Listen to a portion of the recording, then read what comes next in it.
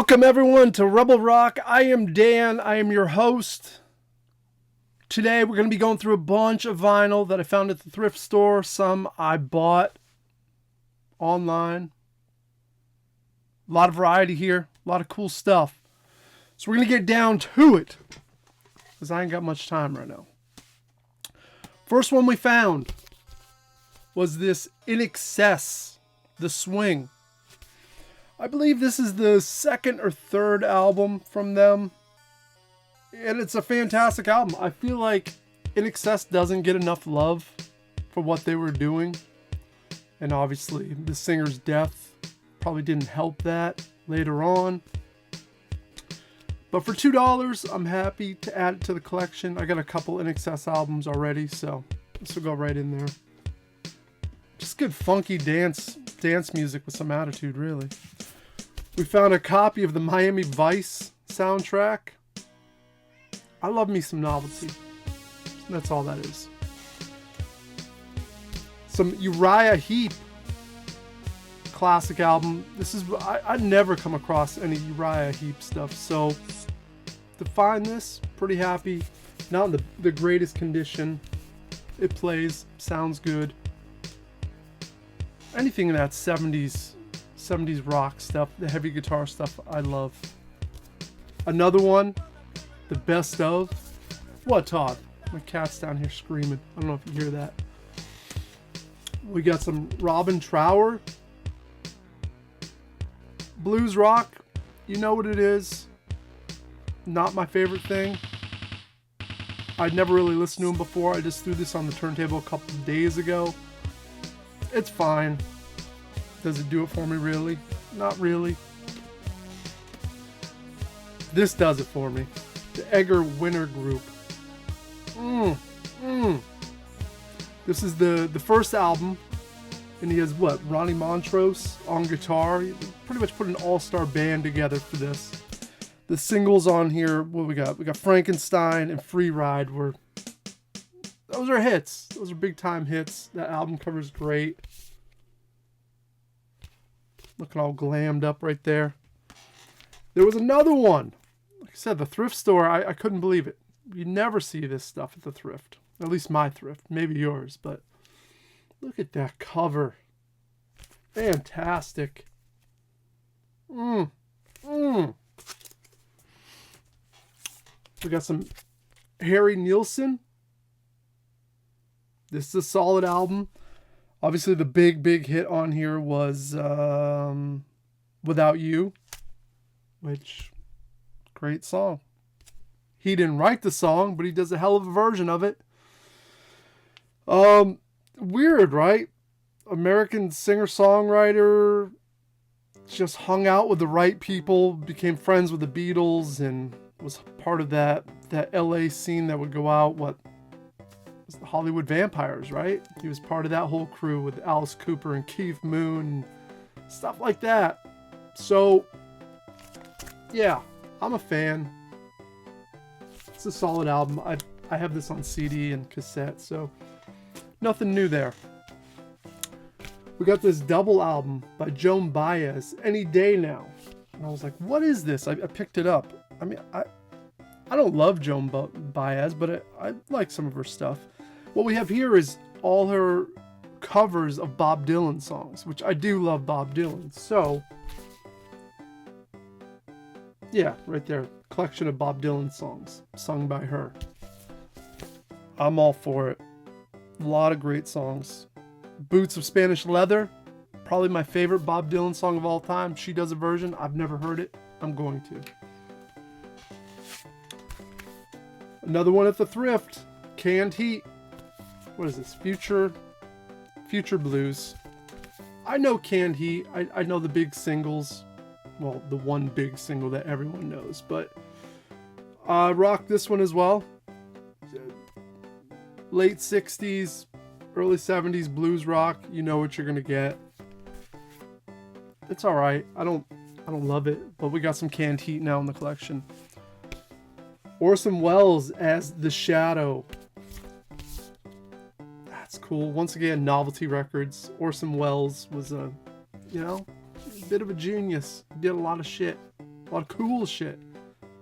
I just love that cover too. We got Midnight Oil, Diesel and Dust. Growing up in the 80s, the end of the 80s, you couldn't get away from Beds Are Burning, right? The music video on MTV. You'd hear it several times a day. Then you'd hear it on the radio station as well. Great Australian band. Do I love them? No. Do I like them? Yeah. Enough to have it in the collection, that's for sure. Now we're on to some records I snagged up online. From time to time I do snag some up. Like this Lancelot Link in the Evolution Revolution. Bubblegum Pop. It was a TV show about chimpanzees that were agents. You can see them rocking there. Ridiculous concept. Pretty funny show. I've seen episodes. I have the box set. But now we actually have the soundtrack to go with it. This was repressed. This isn't original pressing. The original pressings are a little pricey and they're usually beat up if you do find them. So this was on sale for $15. So finally the price I wanted to pay for it. We got it.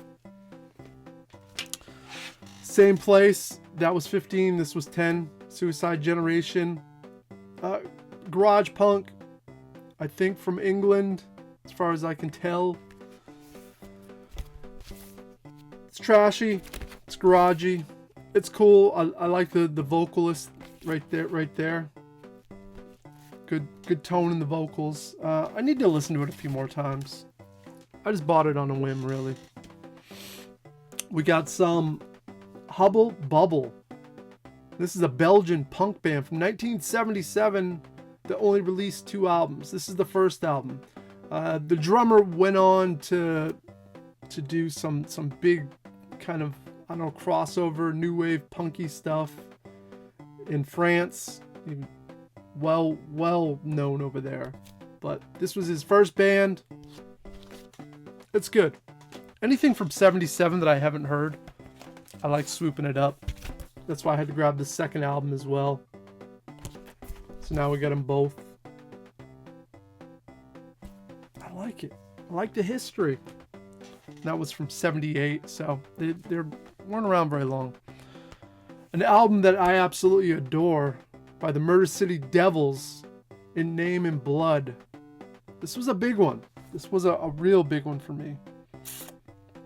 I'm sure you're familiar. If not, these guys were, I don't even know how to describe it. Just kind of all ex-hardcore guys that were like, hey, let's start a rock and roll punk band that loves Johnny Thunders and like garage rock. It's pretty much what you got with dark concepts and lyrics.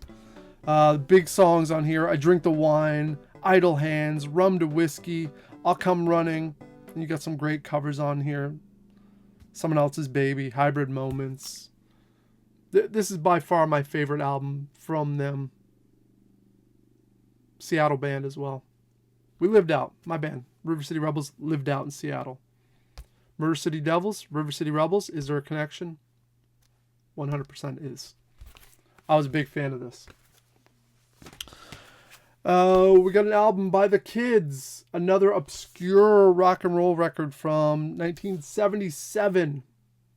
I don't know much about them. I listened to a sample of them and I was like, you know what? Let's swoop this up too. And last but not least, the new album from Amyl and the Sniffers. I just caught them live a few months ago. One of the best shows I've seen in years. Rock and roll. Straight rock and punk rock and roll. These guys from Australia do it right. And they're back with another fantastic album. The first album that came out years ago, I was like, I don't know. The second album, I'm like, whoa, something's going on here. Became a fan on the second album. This is the third album. and they're back at it. They're bringing new elements to the table. It's a little slower pace, a little more groove oriented, but this has like hits right off the bat. Jerkin, Chewing Gum, You Should Not Be Doing That, all singles. I love it. I love it so far. It's got kind of a grungy guitar sound too. It's weird. The drums and bass are real tight, and the guitars are kind of floating over the top of it, and she's spitting what she always does, which is fantastic. So, if you haven't heard the new Amyl and Sniffers, it's time to get on it. And that is going to wrap up this week's episode on Rebel Rock, Records and More. I just got a bunch of 45s. My buddy hit me up and he was like, hey, I know you love music. I know this older woman, her husband passed away. She's trying to just get rid of these records because she said she doesn't like music. And his stuff, I guess, was just all around the house. She wanted it. So I went over yesterday and just pretty much took it all. I took everything that was there. And I've started sorting through it. So we're going to do the next episode I think we're going to do is going through a bunch of obscure 45s, because he started collecting music in 1955. So a lot of the first run stuff from that time period is in there, which is awesome. So we'll do that next time. But until then, you do what you do, you toodaloo.